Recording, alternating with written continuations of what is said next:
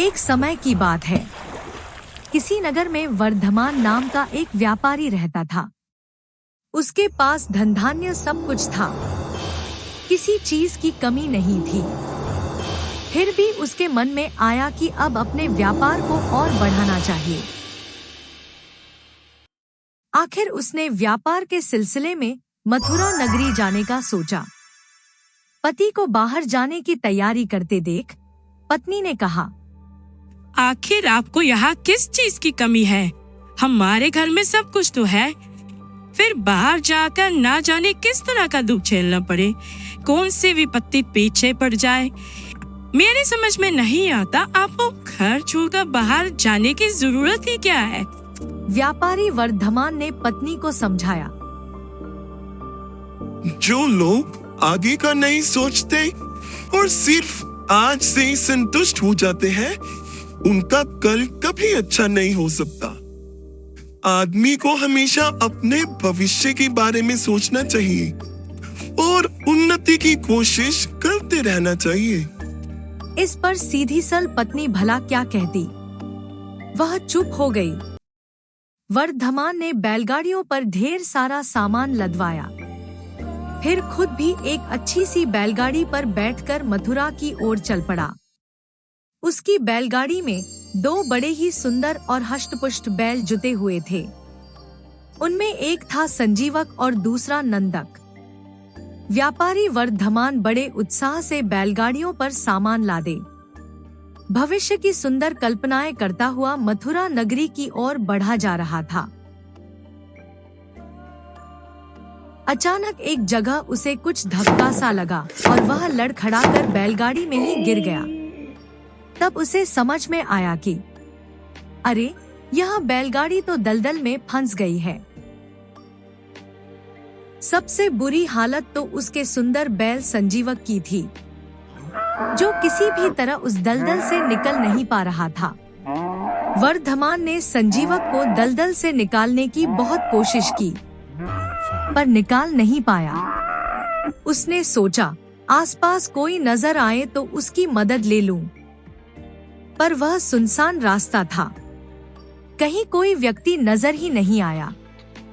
तब व्यापारी ने सोचा, अब यहाँ रुके रहने की बजाय आगे चल देना ही अच्छा है। अंधेरा हो जाने पर चोर डाकुओं ने लूट लिया तो और आफत आ जाएगी, इसलिए अब झटपट यहाँ से चल देना चाहिए। आखिर व्यापारी वर्धमान ने घायल संजीवक को वहीं छोड़ा और नंदक को साथ लेकर किसी तरह आगे की यात्रा पूरी करने लगा। संजीवक ने यह देखा तो उसे बड़ा दुख हुआ।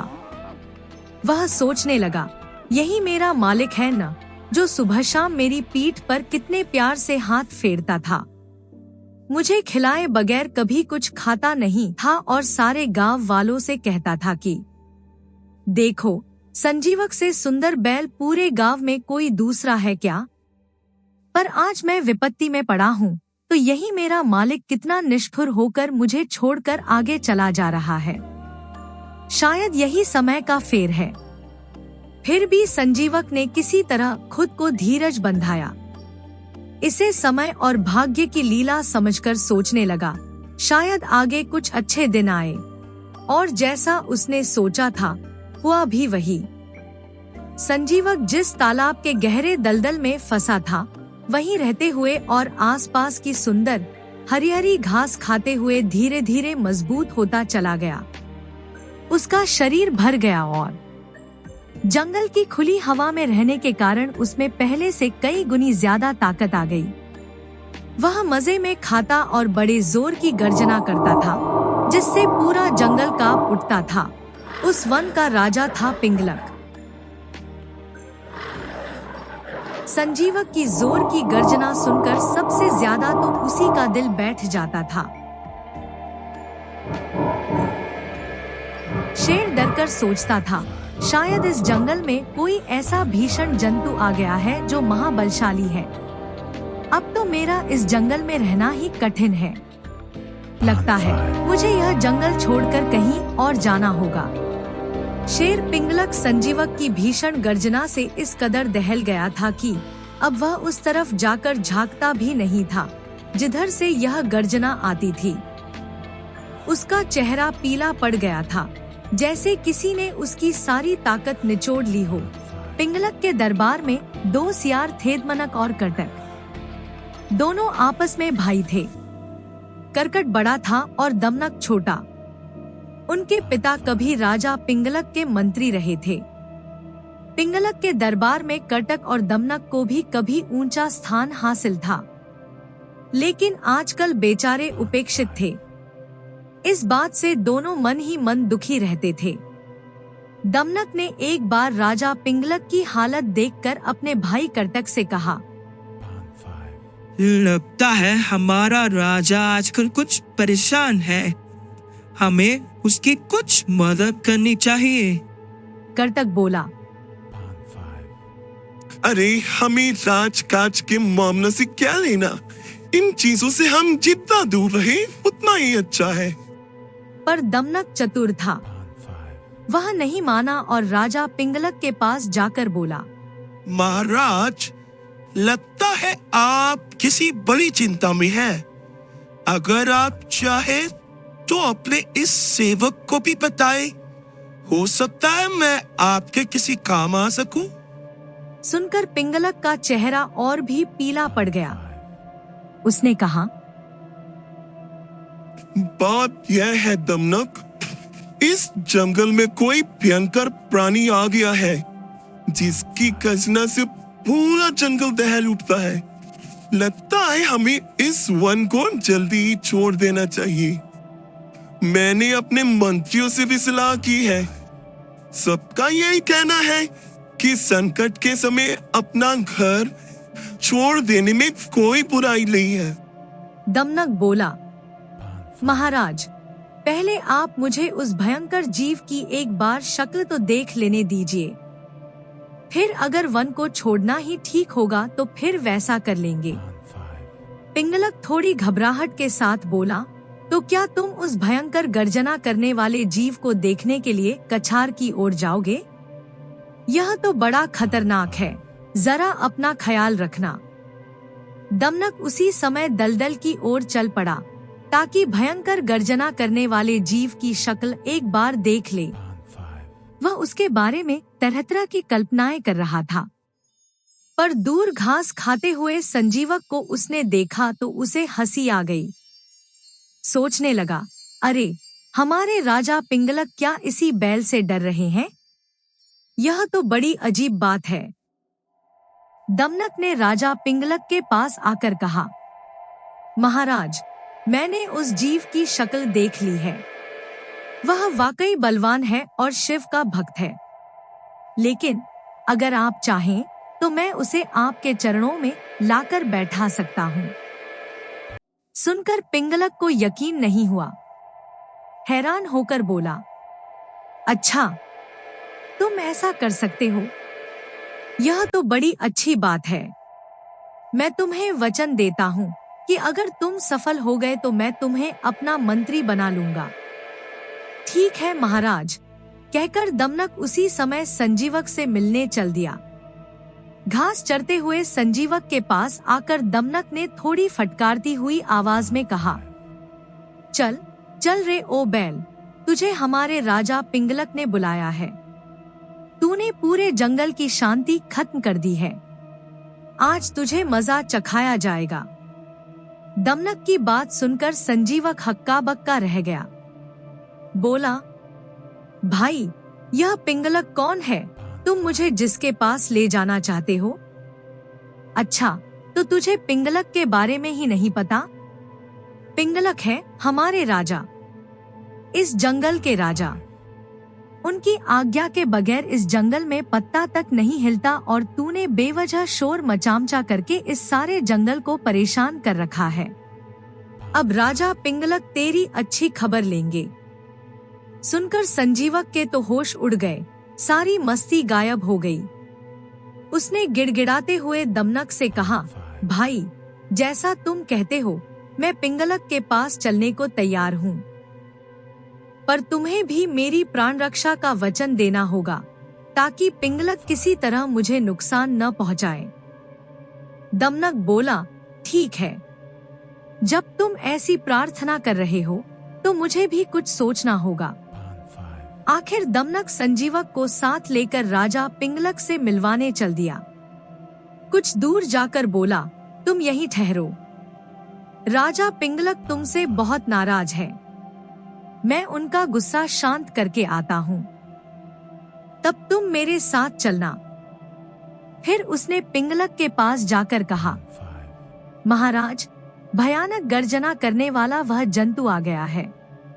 वह आपसे मित्रता चाहता है, पर उसने प्राण रक्षा का वचन मांगा है। पिंगलक हैरान होकर बोला, अच्छा, तो तुम जल्दी से उसे यहाँ ले आओ। अब दमनक झटपट संजीवक को साथ लेकर पिंगलक के पास गया। दोनों ने दूर से ही एक दूसरे को देखकर पहचान लिया कि उनमें काफी बल है। संजीवक और पिंगलक दोनों खुशी खुशी एक दूसरे से मिले और दोस्ती का वादा किया। उस दिन के बाद से वे दोनों आदर्श दोस्तों की तरह रहने लगे। पिंगलक अपने मन की हर बात संजीवक को बताता और संजीवक था ज्ञानी। वह पिंगलक को ऐसी ज्ञानपूर्ण कहानियां सुनाता कि उसका मन खुश हो जाता। दोनों लंबे समय तक बातें करते रहते। जंगल में खासी शांति का माहौल था।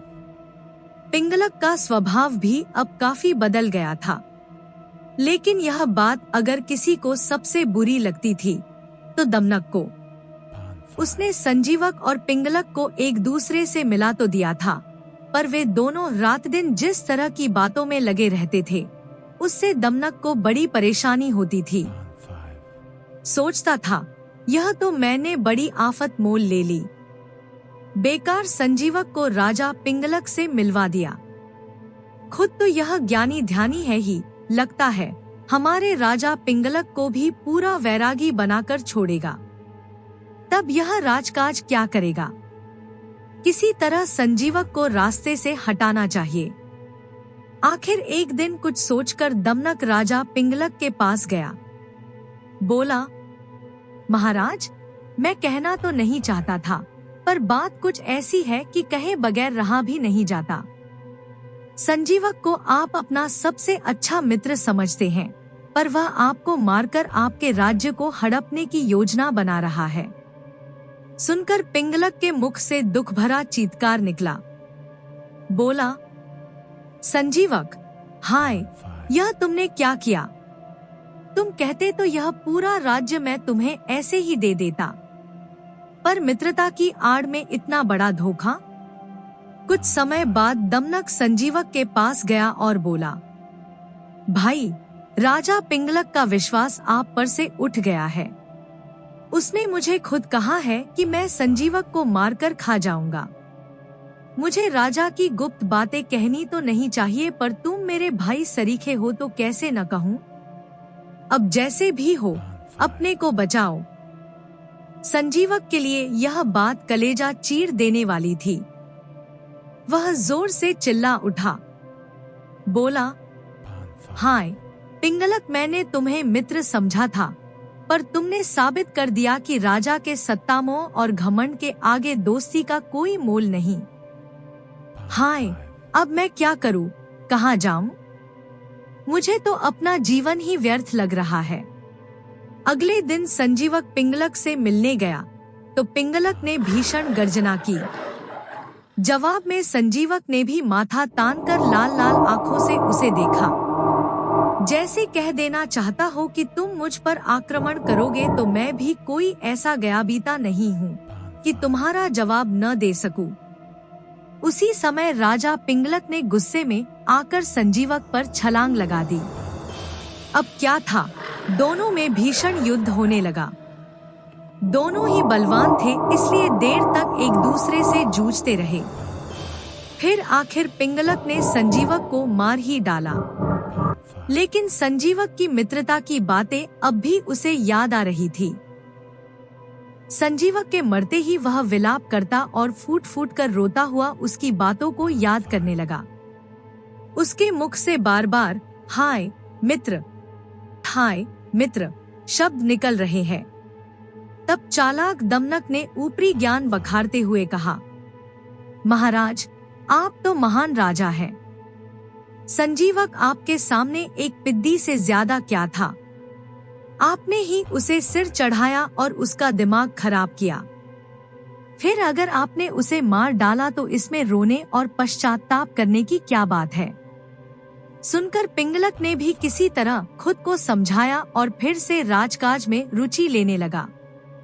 दमनक की तो अब चल पड़ी। राजा शेर के बाद राज्य में अब सबसे ज्यादा उसी की तूती बोलती थी। यहाँ तक कि बड़े से बड़े बलवान तक भी अब उससे आंख मिलाने का साहस नहीं कर पाते थे।